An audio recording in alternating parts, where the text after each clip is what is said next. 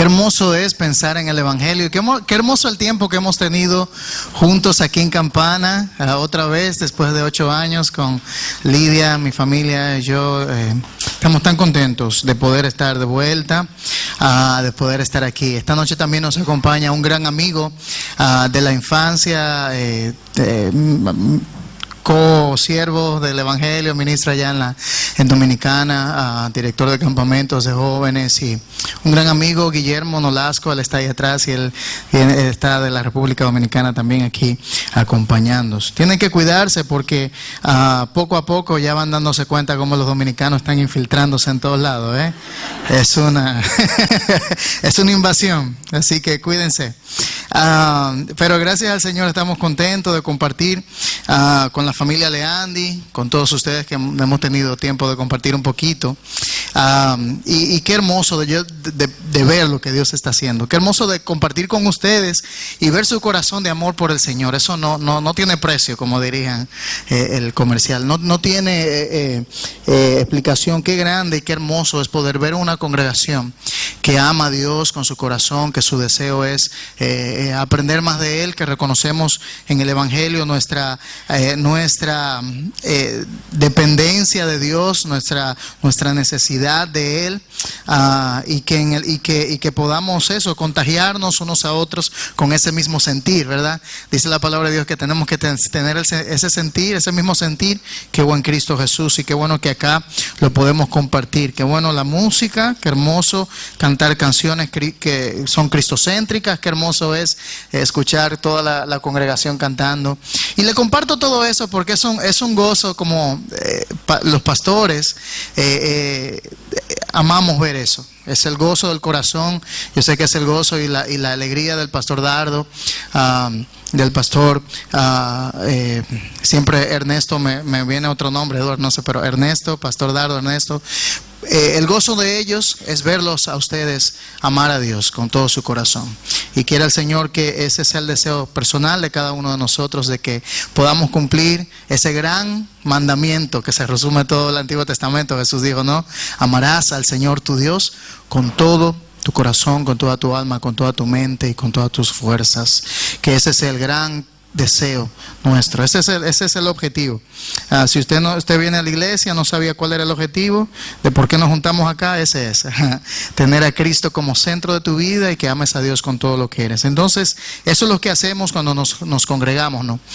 Quiero que también reciban, si no tuve la oportunidad de mencionarlo antes, que reciban un caluroso saludo de amor de parte de la congregación, nuestra congregación ahí en Houston. Es la iglesia de la comunidad bíblica de la Piedra Angular, Cornerstone, y ellos le envían un gran saludo y están contentos de que ustedes nos han recibido y estamos por acá. Así que somos a la distancia, iglesias hermanas, iglesias que nos amamos mutuamente. Comenzamos la semana pasada hablando de este tema, ¿no? Hablando del tema más importante de la Biblia. Si usted diría, bueno, ¿cómo resumimos la Biblia? ¿Cuál es el tema de la Biblia? Es tan grande, ¿verdad? Tiene 66 libros. Usted puede venir a la Biblia y decir, wow, es un libro muy grande, tantas cosas, ¿qué es lo que debo aprender primero? ¿Qué es lo más importante? La Biblia tiene un solo tema, entre todas las páginas de las Escrituras, desde Génesis a Apocalipsis, es la historia de la redención de Dios, el Evangelio, lo que nosotros llamamos el Evangelio, el buen mensaje de Dios para la humanidad, que tiene como centro una persona más allá de un concepto, que es la persona de Cristo. Entonces, ¿de qué trata la Biblia? La Biblia trata de Cristo, desde Génesis hasta Apocalipsis. La Biblia trata del Evangelio en toda y cada una de sus páginas y nos presenta ese plan de salvación, de redención de Dios, y también no solamente de salvación en el pasado, sino de también de nuestra vida presente. El Evangelio es pasado, presente y futuro. Algunos cristianos, y quería hacer algunas aclaraciones como esta, ¿no? Algunos cristianos dicen, bueno, vemos el Evangelio y pensamos en el pasado. Bueno, un día yo vine a Cristo, Cristo limpió mis pecados y ahora yo disfruto de otras cosas, ¿verdad? Voy entonces, del Evangelio paso a cosas más profundas, más yo sé que ustedes no, pero por ahí podría llegar a pensar alguien que el Evangelio solamente es un pedacito de un tiempo y ven el pasado como el perdón de los pecados en la cruz. Y luego en el futuro la glorificación cuando Cristo venga. Pero ¿qué pasa en el medio? ¿Qué pasa ahí entre que creímos en Cristo y que Cristo vuelva y nos redima? Pues déjeme decirle que así mismo como el Evangelio nos salva en la cruz de Cristo en el pasado, así como se cumplirá su promesa final en su venida y será la culminación de ese proceso de salvación de Dios en nuestro corazón en la glorificación. Así mismo en el tiempo presente el Evangelio nos sostiene, nos ayuda a vivir la vida cristiana. A través de ese mensaje vivimos la vida cristiana y por eso es tan importante, por eso Dios se tomó el tiempo de dejarnos su palabra escrita para que nosotros tengamos una orientación de cómo vivir la vida cristiana. Cada vez que nos juntamos aquí como creyentes también entonces tenemos ese deseo, ok, tengo que amar a Dios, pero ¿cómo lo hago, verdad? ¿Cómo puedo vivir esa vida? Y la buena noticia es que nosotros ya no tenemos que, como creyentes, cumplir demandas altas que no podemos alcanzar, porque Cristo cumplió y vivió las demandas que nosotros teníamos que vivir. Él vivió la vida, no solamente murió la muerte que nosotros debimos morir, sino también que vivió la vida que nosotros debíamos haber vivido. Y Él en su vida, cumpliendo todas las demandas de la ley, su justicia, entonces la adjudica a nosotros también en la cruz. Qué interesante, ¿no? Toma nuestro pecado, nos perdona, pero también nos da la justicia de una vida perfecta como la que Él vivió. Y ese es el Evangelio. Estamos pensando en todo este concepto. La semana pasada veíamos elementos esenciales acerca del Evangelio, no cosas importantes que incluye ese mensaje. Y uno de ellos es precisamente la obra de Cristo. Entonces, en esa pregunta habíamos visto varios detalles acerca del Evangelio, por lo menos que debe incluir básicamente. En primer lugar, habíamos visto que el Evangelio se trata de Dios. Dios es el centro. La salvación es del Señor, la salvación es de Él, comienza con Dios, termina con Dios, es para Dios, todo fue creado por Él y para Él, dice la palabra de Dios, en Cristo. Pero hablamos de la persona de Dios, quién es Él, su carácter, sus atributos, ¿verdad? Todo lo que, quién es no solamente en el pasado, sino también en el presente, un Dios soberano.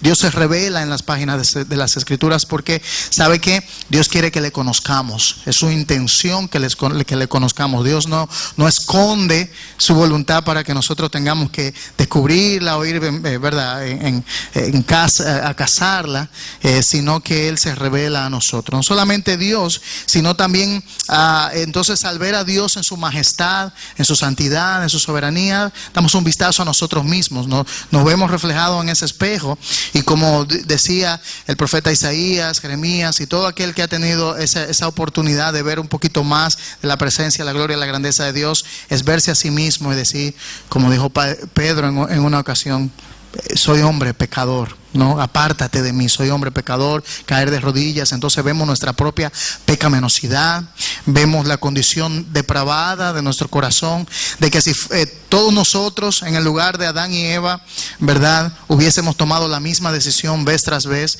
todos nosotros en nuestra naturaleza caída no amamos a Dios, odiamos a Dios, y a pesar de lo grande que es Dios en nuestra propia naturaleza, nosotros vez tras vez hubiésemos elegido rechazar a Dios y amar al pecado. Qué profundo y qué triste, ¿no? Mas sin embargo Dios nos da las buenas noticias en Cristo y ahí está el Evangelio, ¿no? La respuesta de Dios. Y en Cristo entonces vemos a Dios dándonos la solución a un problema que no podíamos solucionar.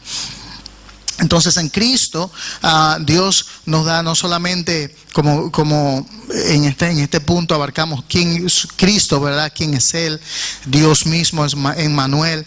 Recordemos ahí la Biblia al profetizar su venida, la venida de Cristo, nos hablaba acerca del Mesías y decía, y llamará su nombre a ese bebé que iba a nacer en Belén, Dios fuerte, Padre eterno, príncipe de paz.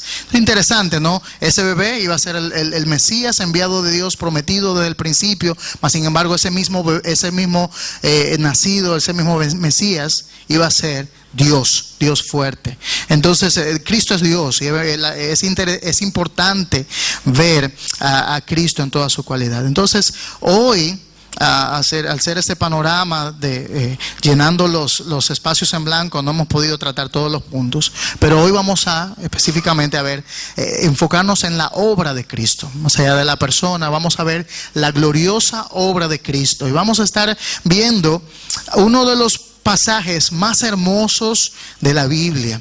Algunos han llamado a este capítulo de la Biblia en el Antiguo Testamento el Evangelio del Antiguo Testamento, o el Romanos del Antiguo Testamento. Han dicho, ahí Dios estaba realmente de una manera explícita dando a conocer esa obra de redención del Mesías. Fue un capítulo que para muchos rabíes judíos se rompían la cabeza porque no podían entender el Mesías reinante, el Mesías que venía a rescatarlos del imperio romano, del imperio en cualquiera de los tiempos, ¿no? Y entonces veían un Mesías, un enviado de Dios, un ungido sufriendo agonía, y no podían compaginar esos dos aspectos porque no podían entender todos los detalles, no entendían que, como hablábamos antes, la gloria de Cristo iba a ser a través de sus sufrimientos. La salvación de la humanidad iba a venir a través del sacrificio del Cordero de Dios, así como dijo Juan el Bautista ese día, ¿no? He aquí el Cordero de ¿quién? De Dios. ¿Qué? Que quita el pecado del mundo. Ya no más cubrir pecados, ya no más ofrendas en sustitución temporal que cada año, vez tras vez, se tenían que hacer, como nos explica en Hebreos, sino el Cordero de Dios que de una vez y para siempre quita el pecado, borra el pecado de la humanidad. Entonces aquí en Isaías capítulo 53 nos es presentado ese siervo. Pero nosotros tenemos capítulos que la revelación original no estaba dividida exactamente así, era, ¿verdad?, un escrito, una carta, un libro. Isaías 52 incluye parte de lo que es el mensaje de hoy, y realmente todo este drama comienza en el 52 y desenlaza en el 53. Entonces vamos a ver una introducción a esa obra hermosa de Cristo presentada en Isaías 53, comenzando desde el versículo 52 y desde la perspectiva de Dios. Esta es la salvación desde la perspectiva de Dios. Así que vamos primeramente a leer unos versículos y luego entonces vamos a pedir a Dios que ilumine nuestra mente para poder seguir entendiéndole y conociéndole. Leamos un par de versículos, versículo 4 en adelante del capítulo 53. Hablando del Mesías, dice: ciertamente llevó Él nuestras enfermedades y sufrió nuestros dolores. Y nosotros le tuvimos por azotado, por herido de Dios y abatido. Dice el versículo 5, mas Él herido fue por nuestras rebeliones, molido por nuestros pecados. El castigo de nuestra paz fue sobre Él, y por su llaga fuimos nosotros curados. Todos nosotros nos descarriamos como ovejas, cada cual se apartó por su camino, mas Jehová cargó en él el pecado de todos nosotros. Oremos. Padre, te pedimos en este momento, oh Dios, que tú abras nuestro entendimiento, que tú obres a través de tu Espíritu Santo, trayendo, Señor, la iluminación que necesitamos para poder comprender las maravillas de tu ley, como dice tu palabra, las maravillas de este mensaje glorioso del Evangelio y de la obra de Cristo. Dios, queremos conocerte más. Dios, queremos comprender este gran y profundo mensaje central de toda la historia de la humanidad y más allá de toda la eternidad. Dios, queremos hoy que tú hables a nuestros corazones trayendo convicción de pecado. Dios, que tú muevas nuestros corazones a tener una pasión por ti, a amarte más con todo lo que somos.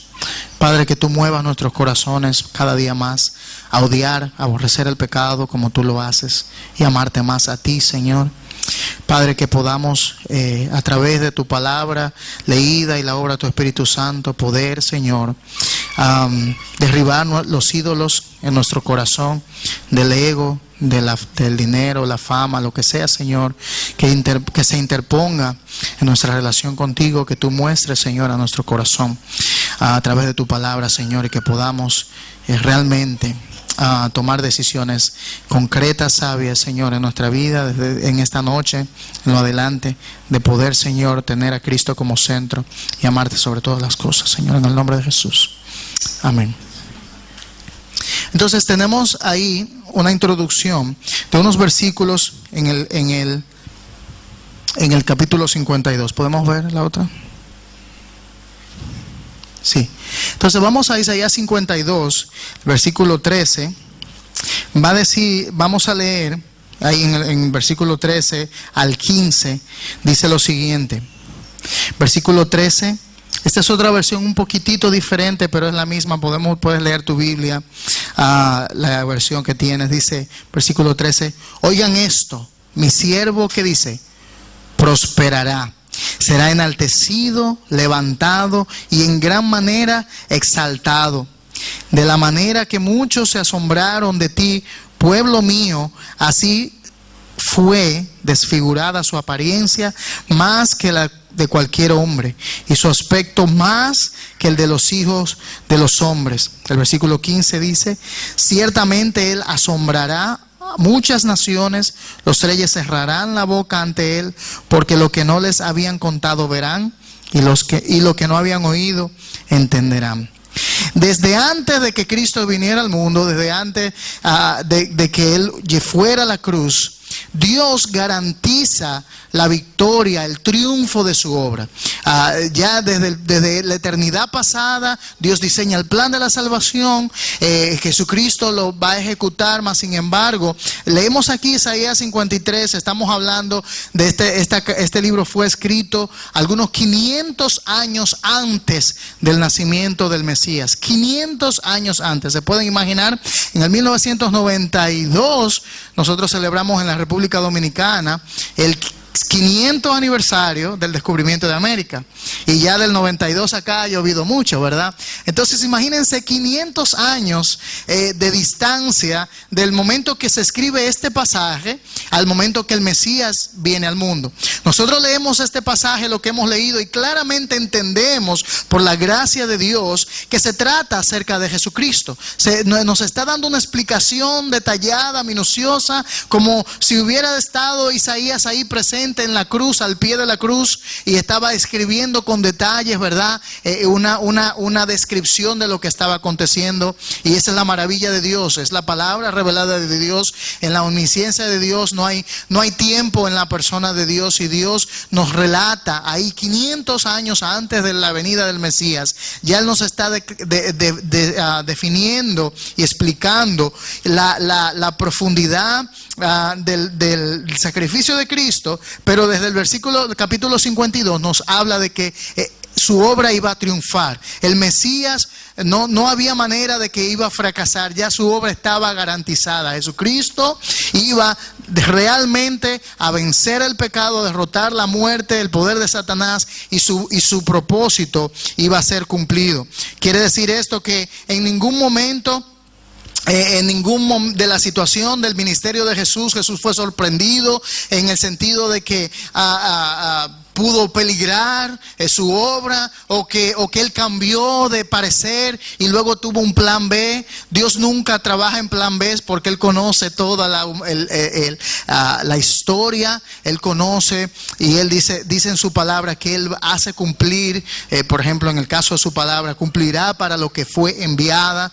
Dios cumple su propósito por encima de nosotros, a pesar de nosotros. Por lo tanto, Dios ya garantizaba la victoria de Cristo en la cruz. Interesante, ¿no? Mas sin embargo, vemos en el debate, en los evangelios, a Satanás interviniendo, tratando, podría parecer, de impedir esa obra, ¿no? Tratando de inmiscuirse en los planes de Dios y darnos la apariencia al que al observador casual, ¿verdad? Que vería, por ejemplo, la película de la Pasión o algo así, y ve a Satanás y a Jesús y ve, bueno, hay una guerra, ¿quién ganará? Realmente la victoria estaba garantizada. La victoria siempre estuvo en la mano de Cristo, y Él realmente demostró eso, no solamente clavando el acta que merecíamos de nuestros pecados en la cruz, sino que confirmándolo con el poder de la resurrección de entre los muertos. La victoria estaba garantizada. Tenemos el Evangelio siempre desde la eternidad estuvo garantizado como triunfante. El Evangelio siempre fue triunfante desde toda la eternidad. Y comenzando desde esta perspectiva, miren qué interesante, entonces Isaías, Dios nos va a hablar, nos presenta los sufrimientos de Cristo. ¿Me doy a entender? Desde la plataforma del triunfo garantizado, nos presenta entonces que el Mesías iba a sufrir los dolores del pecado que nosotros merecíamos, el castigo del pecado, ¿verdad? Mas sin embargo, desde la plataforma de la victoria, porque la salvación, como habíamos dicho, es de Dios y su victoria, su fin está garantizado. Importante punto, ¿no? Entonces, ya teniendo este contexto como introducción, entonces vamos a ver en esta noche 6 características de la cruz de Cristo. Vamos a ver 6 características de la cruz de Cristo, y vamos a ver el contexto, qué cosas profundas y qué significó y qué repercusión tiene ese sacrificio a nosotros hoy día, para nosotros hoy día. En primer lugar, vamos a ver a la luz de la palabra de Dios que el sacrificio de Cristo, la cruz de Cristo, es la revelación de la sabiduría de Dios. Entonces, ya entrando al capítulo 53, vamos a leer el versículo 1 y 2 adelante. Dice: ¿quién ha creído a nuestro mensaje? ¿A quién se ha revelado el brazo del Señor? Dice: creció delante de él como renuevo tierno, como raíz de tierra seca. No tiene aspecto hermoso ni majestad para que lo miremos, ni apariencia para que lo deseemos. Versículo 3: fue despreciado y desechado de los hombres, varón de dolores y experimentado en aflicción. Y como uno de quien los hombres esconden el rostro, fue despreciado y no lo estimamos. La revelación, la cruz de Cristo, el sacrificio de Cristo es la revelación de la sabiduría de Dios. Nadie realmente, humanamente, hubiese diseñado un plan de victoria de esta manera. Ningún imperio, ningún rey, ningún gobierno, ninguna institución, ninguna filosofía basó su victoria o su trascendencia en la muerte de su líder de una manera vil, con los malhechores, en un símbolo de maldición como era la cruz. Pero Dios, en su infinita sabiduría, toma la maldición del símbolo de la cruz, toma lo vil, toma lo ordinario de un madero y lo transforma en la extraordinaria obra de la salvación. Interesante. Toma un madero, un pedazo de madera, unos hombres airados en contra de una persona que no sabían que era el Mesías, no todos, mas sin embargo Dios toma este madero ordinario y lo convierte en el centro, en la salvación de la humanidad por el sacrificio que Cristo hace. Y eso es interesante, que en el versículo 1 dice: ¿quién ha creído a nuestro mensaje y a quién se ha revelado el brazo del Señor? ¿Quién está hablando en este momento? Definitivamente podemos ver a Dios mismo, la Trinidad de Dios hablando, y no se nos queda plasmado en las páginas de las Escrituras, tener Dios en su Trinidad, conversando consigo mismo, dejándonos ver, y hace una pregunta: ¿quién ha creído a nuestro mensaje? Una pregunta retórica, ¿verdad? Dice: ¿a quién se ha revelado el brazo del Señor? Y realmente páginas más adelante se nos da la explicación un poquito más profunda. En Romanos Pablo nos va a decir que todos nosotros, así dice, no hay ninguno justo, ninguno que haga lo bueno. Todos nos desviamos a uno. No hay quien busque a Dios, no hay quien entienda. O sea que la respuesta no estaba en el hombre. Nadie, ningún ser humano podría responder positivamente a estas preguntas de ¿quién ha creído a nuestro mensaje? Nadie podría decir, yo humanamente, nadie podía decir que se había revelado el poder de Dios en toda su majestad. Simplemente y como en la magnitud del Mesías mismo. Y entonces introduce al Mesías con estas dos preguntas. Interesante.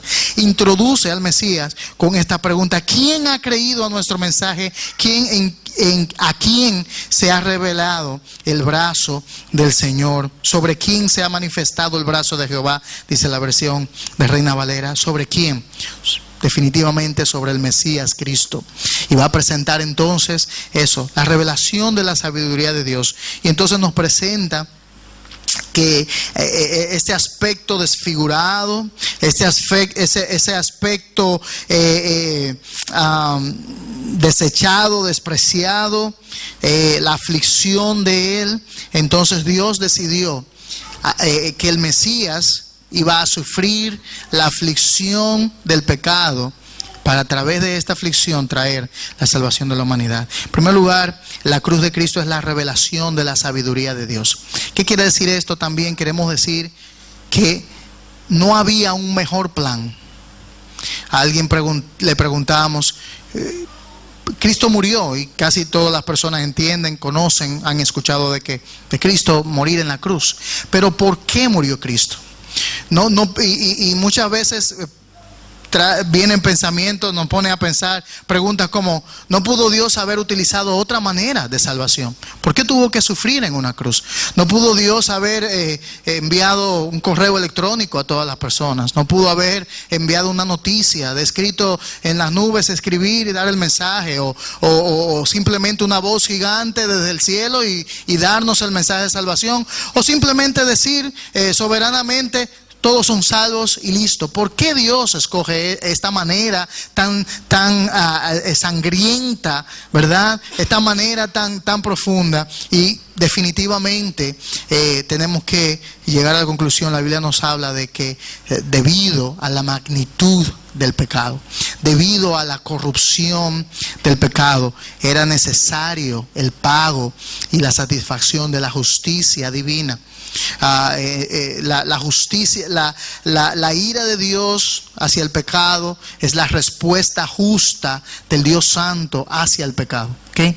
Y Dios tenía que de manera justa, de manera en su santidad, responder a esa magnitud del pecado nuestro, del pecado de la humanidad, y lo hizo a través de ese sacrificio de Cristo. O sea que cuando Cristo se interpone entre Dios y sus elegidos para recibir el peso del pecado, Él recibe todo la fuerza del juicio y del castigo de Dios sobre Él.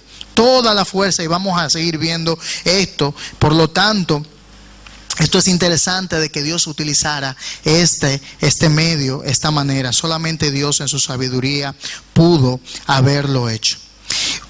Un romano antiguo dijo lo siguiente: este sistema, el cristianismo, no puede permanecer porque está fundado sobre una cruz.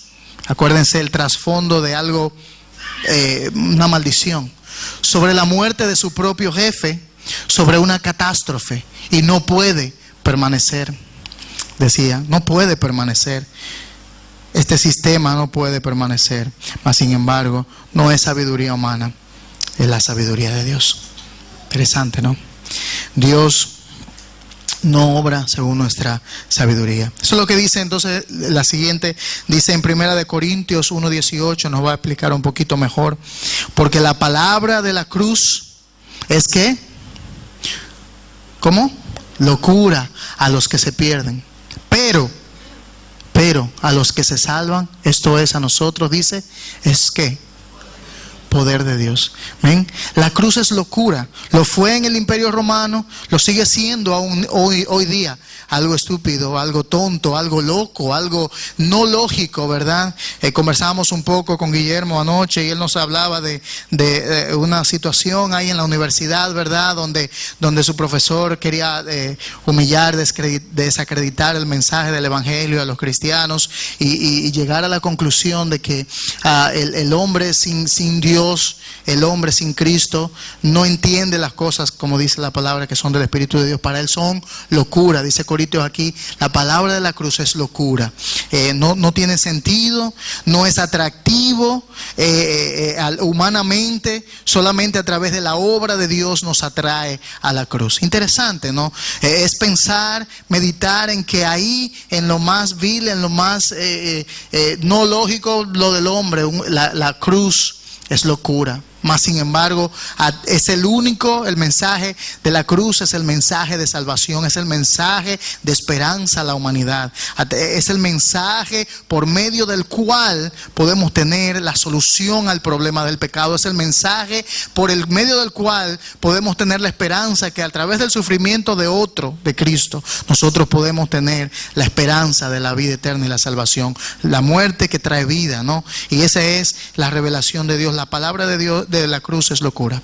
Y podemos nosotros pensar en cuántas veces, si lo has hecho, podemos hablar con personas que no creen en el Señor, le hablamos de esto y podemos comprobar y entender que para muchos esto es algo ilógico, una locura, no pueden entender. Si Dios no obra en la mente, en el corazón de la persona para traer vida espiritual, no hay entendimiento de la cruz de Cristo y de la salvación. Esta es la revelación de la sabiduría de Dios. La cruz, en primer lugar. Segundo lugar, la cruz, el sacrificio de Cristo, es la realidad de nuestra condición. Nos muestra nuestra condición. Dice ahí el versículo 4, sigamos leyendo. Ciertamente Él, el Mesías, llevó nuestras enfermedades y cargó con nuestros dolores. Con todo, nosotros lo tuvimos por azotado, por herido de Dios y afligido. Ciertamente Él llevó nuestras enfermedades y cargó nuestros dolores, nuestras enfermedades, nuestros dolores, nuestra condición. La Biblia es tan clara cuando habla de nuestra enfermedad. El pecado no es una enfermedad de una gripe pasajera. El pecado es más profundo que un cáncer terminal. El pecado es la enfermedad del alma y es una enfermedad terminal, es una enfermedad mortal. El pecado nos separa realmente y prácticamente de la presencia de Dios para siempre, por toda la eternidad. El pecado en pecado sin Cristo no hay esperanza. Conocemos de muchos casos de personas, ¿verdad?, que van al médico, les dan diagnosticado, por ejemplo, cáncer. Y muchas veces los médicos le dan un estimado de vida, ¿verdad? Y le dicen, bueno, este es el tiempo, dependiendo la metástasis, dependiendo la magnitud de cómo ha avanzado la enfermedad en tu cuerpo. Te dicen, bueno, esto es lo que tenemos. Hoy día, gracias a Dios, hay más oportunidades para tratar esta enfermedad, pero por mucho tiempo y para muchas personas el cáncer ha sido terminal. No, el pecado es terminal. El pecado avanza de manera silente en nuestra vida, en nuestro corazón. La Biblia Dios es claro cuando da la sentencia. Y la sentencia es la siguiente: por cuanto todos pecaron y están destituidos de la gloria de Dios. Esa es la sentencia del pecado. Terrible, ¿no? Por cuanto todos pecaron y están separados de la gloria de Dios. Esa es la sentencia del pecado, y definitivamente la cruz de Cristo, a través de su sacrificio, podemos entender cuán vil, cuán profundo es ese pecado que mereció tal castigo. Ahí el versículo que tenemos, Romanos 3, 22, 23, porque no hay distinción, por cuanto todos pecaron y no alcanzan la gloria de Dios. Romanos 3:10 lo habíamos mencionado, como está escrito: no hay justo, ni aún uno, ¿verdad? No hay quien entienda, no hay quien busque a Dios. Todos se han desviado a una, se hicieron inútiles. No hay quien haga lo bueno. ¿Cuántos? ¿No hay? Ni siquiera uno. No hay. Yo creo que Dios quería dejar claro el punto, ¿no? Lo dice de muchas maneras. Cuando estamos en la escuela y no entendemos las matemáticas, mi profesora tuvo que explicarme de muchas maneras las matemáticas. No soy amigo de las matemáticas. Y me explicaba con manzana, me explicaba con peras, me explicaba con naranja.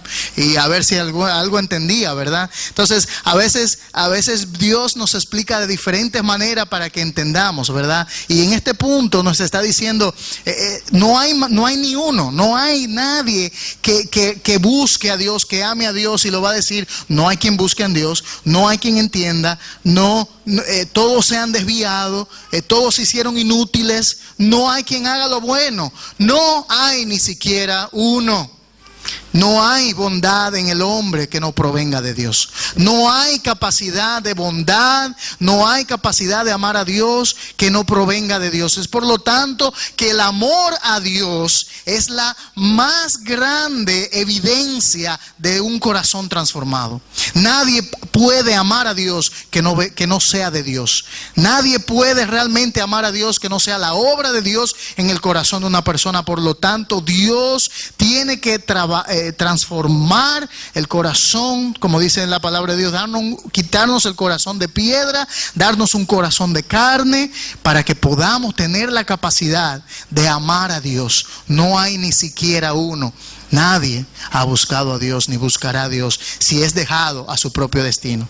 Si a nosotros se nos diera la oportunidad de elegir en nuestra naturaleza carnal, en nuestra humanidad, vez tras vez eligiéramos darle las espaldas a Dios, vez tras vez eligiéramos amar más el pecado que a Dios. Qué interesante y qué profundo, ¿no? Cómo nosotros cuál es la realidad de nuestra condición. Alguien piensa a veces en el pecado como una pequeña rasgadura de la piel, que con una pequeña banda, con un pequeño arreglo, está todo bien. Y minimizan el poder y la grandeza de la cruz y la obra de Cristo a 4 puntitos, los cuales le damos aquí en la piel, y simplemente es algo pequeño, algo leve, algo más en la vida. Por eso muchas personas en su vida llena de dioses tienen una pared, ¿verdad? Y con toda la colección de sus dioses. A veces las personas quieren tomar a Cristo y colocarlo en la misma pared, en un rinconcito ahí de su vida, y decir: yo estoy bien, yo tengo a Dios, yo tengo a Cristo, pero conjunto con todos mis otros dioses. La Biblia no habla de esto. La Biblia no habla de que simplemente necesitamos algo más que añadir a nuestra vida. No es que nos falta algo, es que no hay nada bueno en nosotros. No es que añadimos algo que le va a dar color a nuestra vida. Es algo que va a transformar y nos va a dar una vida nueva. Que no tenemos vida, estamos muertos. Y Dios en Cristo nos da la vida. Totalmente diferente, ¿no? Es profundo, pero es el mensaje del Evangelio. Entonces, la cruz nos presenta la realidad de nuestra condición. Algo que puede darnos una ilustración es que al ver la cruz de Cristo, debemos entender que ese castigo y todo ese peso del pecado que cayó sobre Cristo era mi castigo. Y si nosotros nos ponemos a pensar a Dios castigando al pecador de esa manera, entonces cambia la cosa. Por ahí podríamos pensar diferente, ¿no? Por cuanto todos pecaron, quiere decir que Génesis, mi niña, debió recibir ese castigo. ¿Podrían pensar algo así? Es profundo, ¿no? Mas sin embargo es el castigo por el pecado. Cada uno, vos, cada uno de nosotros ameritábamos tal grado de castigo por tal grado de pecado. Y yo hablaba de la ofensa, ¿se acuerdan?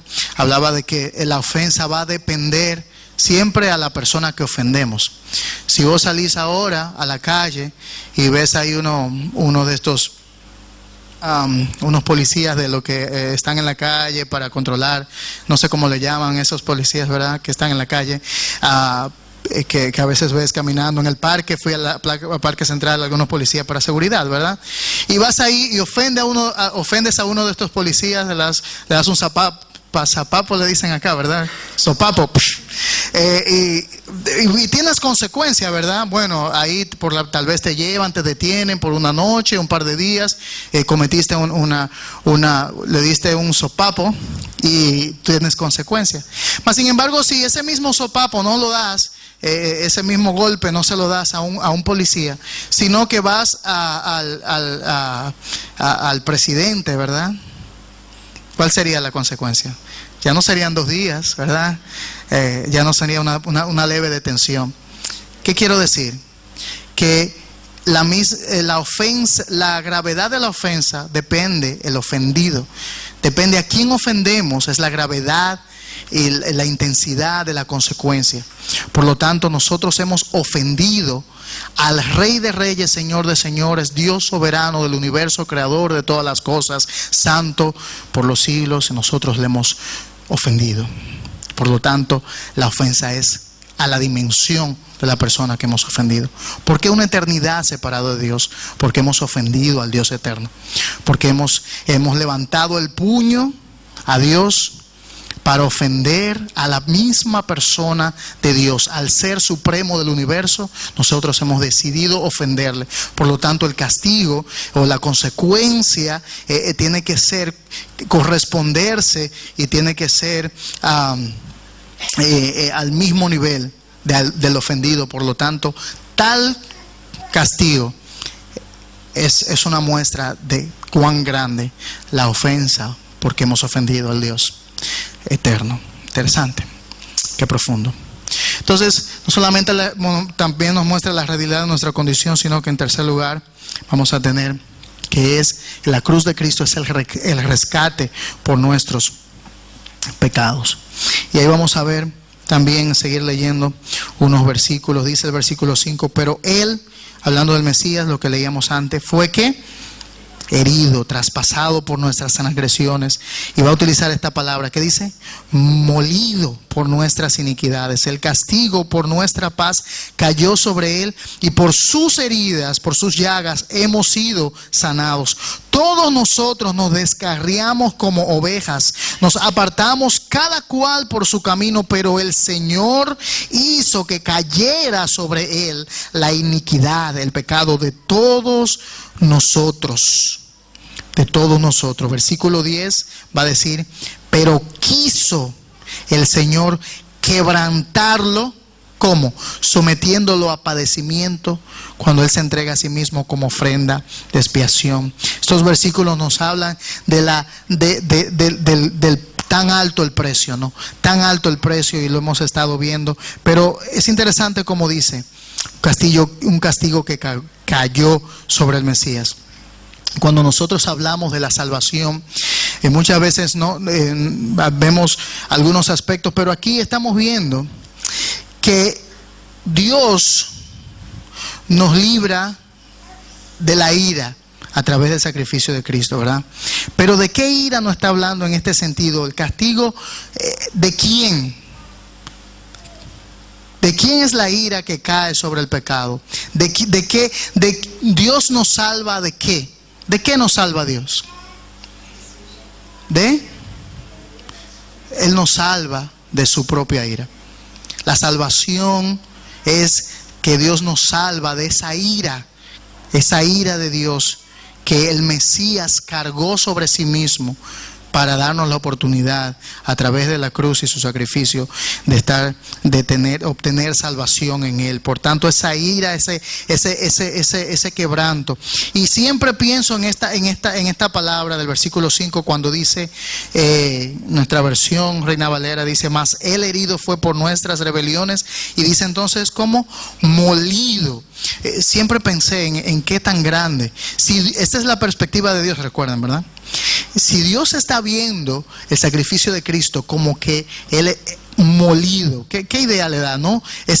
Fue de manera aplastado, molido por el peso del pecado. ¿Qué tan grande fue el pecado? Recuerden que Cristo estaba ahí pagando el inmenso precio del pecado, llevando el inmenso peso del pecado, y Dios lo presenta de esa misma manera, como los pecados moliendo la persona de Cristo el Mesías. escapa a nuestra mente, ¿no? Finita, moliendo al Mesías, a su propio Hijo, molido por nuestros pecados, quebrantado, otra palabra que leímos en el versículo 10, roto, ¿no? Tomar un pedazo de madera, una regla y romperla, quebrantado fue por nosotros. Eso merecíamos tú y yo. Y Cristo lo toma en la cruz del Calvario. Definitivamente Cristo es el rescate por nuestros pecados y Él paga el precio. Luego Pedro nos dice en el Nuevo Testamento, ¿no?, que el precio por lo que Él compró el rescate no fue con oro, por plata, ¿verdad?, ni piedras preciosas, sino con ¿qué? Con la sangre preciosa de su Hijo. Es un precio tan alto, más alto que todas las riquezas de la tierra juntas. Oro, plata, piedras preciosas no tienen el valor comparado con el valor de la sangre de Cristo. Y ese es el precio que Él pagó en la cruz por ti y por mí. En cuarto lugar, la cruz de Cristo es el cumplimiento del plan de Dios. El cumplimiento del plan eterno de Dios. Versículo 7, fue oprimido y afligido, pero no abrió su boca, como cordero que es llevado al matadero y como oveja que ante sus trasquiladores permanece muda. Él no abrió su boca. Él no abrió su boca. La muerte de Cristo no fue un asesinato o una injusticia. Yo recuerdo ir a ver a la película, ¿no?, cuando salió hace un tiempito ya la Pasión de Cristo, qué sé yo, y veía gente de todo tipo, ¿verdad?, y de todo trasfondo, y se conmovían, ¿no?, y lloraban ante la injusticia de este hombre. ¿Por qué no lo ayudan, verdad, al pobre Jesús que está ahí en la cruz? ¿Por qué no lo salvan de esta atrocidad que el hombre estaba haciendo con él? Mas sin embargo la Biblia es clara, Jesús es claro. Él nos presenta que nadie le quita su vida, sino que Él entregaba su vida voluntariamente, premeditadamente. Pedro lo va a aclarar en Hechos cuando habla a la multitud y dice que Dios en su presciencia, en su previo conocimiento, preparó el Mesías y el sacrificio. Aunque ellos le dieron muerte, ¿verdad?, los romanos, los judíos, la humanidad, tú y yo le dimos muerte, ya Dios tenía un plan eterno, un plan que ya Él había premeditado, y por lo tanto Cristo vino a cumplir ese plan.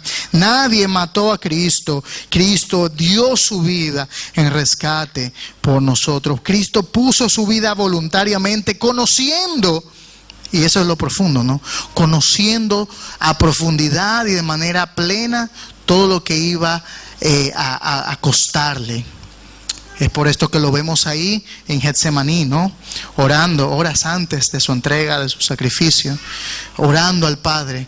Grande el sudor, grandes gotas de sudor como de gotas de sangre caían de su frente por la gran tarea que tenía por delante, ¿no? La gran tarea, tarea de morir.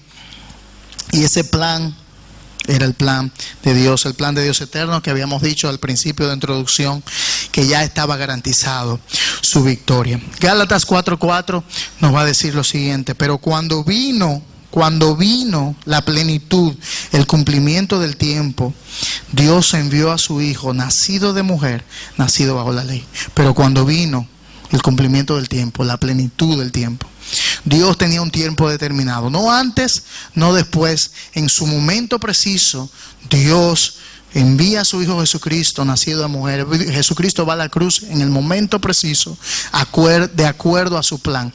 Nada escapa de su plan. Nosotros como seres humanos somos terribles de planificar. Yo no sé si le pasa. Hacemos planes, ahora va a comenzar un año nuevo y nos ponemos metas, planificamos nuestro día y queremos hacer tantas cosas, hacemos esto y vez tras vez nos sentimos frustrados porque vemos que tantas veces que no podemos cumplir todos nuestros planes, todas nuestras metas, o nuestros planes cambian. Tenemos planes, ¿verdad? Y ya lo vemos ahí definido en nuestra mente, y eso es lo que queremos hacer. Pero entonces en el camino pasa un inconveniente, no llega el micro, estaba lleno, el tren se desaverió, qué sé yo, lo que sea, pasó algo, la bebé no te dejó dormir en la noche. Pasa algo, ¿verdad? Y tus planes cambian. Nuestros planes son cambiantes, ¿verdad? Mas sin embargo el plan de Dios no lo es. No, Dios está en control. Dios estuvo en control y Dios sigue estando en control de toda su creación. Dios no ha perdido el control en ningún momento de la historia. Dios sigue en control. Su plan se cumple. Su propósito se cumple.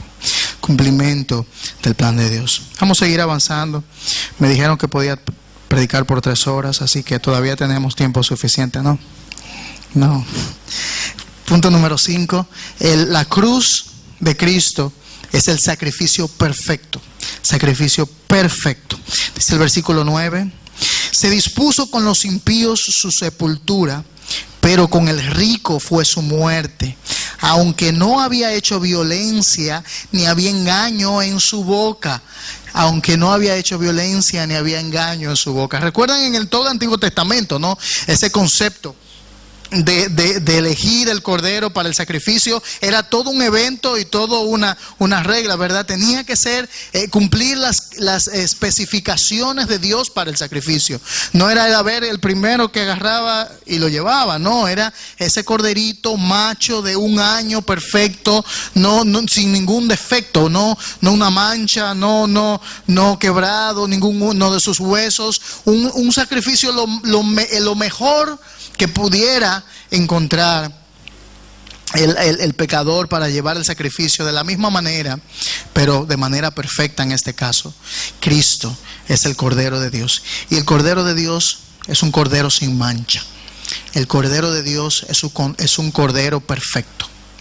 El Cordero de Dios es el sacrificio que ameritaba el pecado, y Él dice: no hubo violencia, no hubo engaño en su boca. Hebreos ahí lo dice, porque no tenemos un sumo sacerdote que no pueda compadecerse de nuestras flaquezas, sino uno que ha sido tentado en todo como nosotros, pero sin pecado. Ahí está, vivió la vida perfecta, cumplió con todas las demandas de la ley. Cristo no pecó. Todos han pecado excepto el Mesías Cristo, Dios Emmanuel, Dios con nosotros. Él fue el único que no pecó para hacer el sacrificio perfecto que se ameritaba, ¿no? Él mostró ser realmente ese cordero perfecto, sin mancha, que luego entonces es aceptado por el Padre como el sacrificio perfecto. Recuerdan también el contexto del sacrificio en el Antiguo Testamento, ¿no? Esa expectativa del pueblo ante el sacrificio hecho, el sumo sacerdote entrando una vez en este año, ¿verdad? Una vez cada año, y ahí entraba el sumo sacerdote con la sangre al lugar santísimo, y el pueblo afuera a la expectativa de que Dios aceptara el sacrificio, que el sacrificio fuera acepto, que Dios fuera propicio. La sangre era derramada en el propiciatorio, que Dios se agradara de la ofrenda. Fuego del cielo venía y consumía la sangre en la tapa del arca llamada propiciatorio. Entonces Dios mostraba su agrado y la ofrenda era aceptada, y el pueblo esperaba con ansias, esperaba la expectativa si Dios ese año iba a aceptar el sacrificio por el pecado. En Cristo Él fue el Cordero del sacrificio.